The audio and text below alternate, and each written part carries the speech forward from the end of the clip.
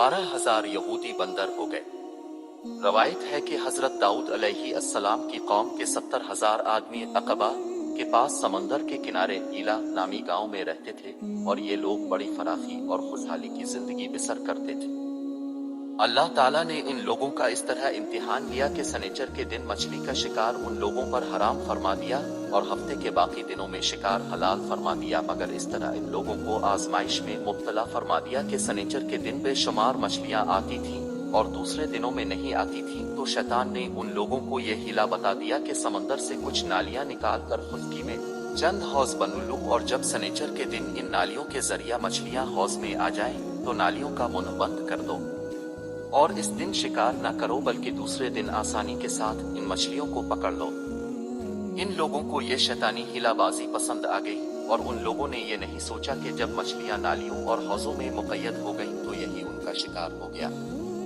तो सनीचर ही के दिन शिकार करना पाया गया जो उनके लिए हराम था। इस मौके पर उन यहूदियों के 3 गिरोह हो गए। एक, कुछ लोग ऐसे थे जो शिकार के इस शैतानी हिला से मना करते रहे और नाराज व बेजार होकर शिकार से बाज रहे।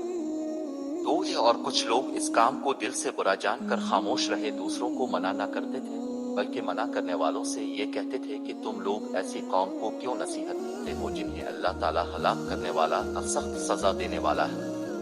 3, और कुछ वो सरकश व नाफरमान लोग थे जिन्होंने हुक्म खुदाबंदी की अलानिया मुखालफत की और शैतान की हिलाबाजी को मानकर सनीचर के दिन शिकार कर लिया और इन मछलियों को खाया और बेचा। जब नाफरमानों ने मना करने के बावजूद शिकार कर लिया तो मना करने वाली जमात ने कहा कि अब हम उन मसीहतकारों से कोई मेल मिलाप ना रखेंगे। चुनांचे इन लोगों ने गांव को तकसीम करके दरमियान में एक दीवार बना ली और आमद व रफ्त का एक अलग दरवाजा भी बना लिया।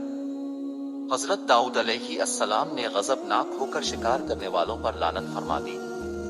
उसका असर यह हुआ कि एक दिन खताकारों में से कोई बाहर नहीं निकला तो उन्हें देखने के लिए कुछ लोग दीवार पर चढ़ गए तो क्या देखा कि वो सब बंदरों की सूरत में मस्ख हो गए।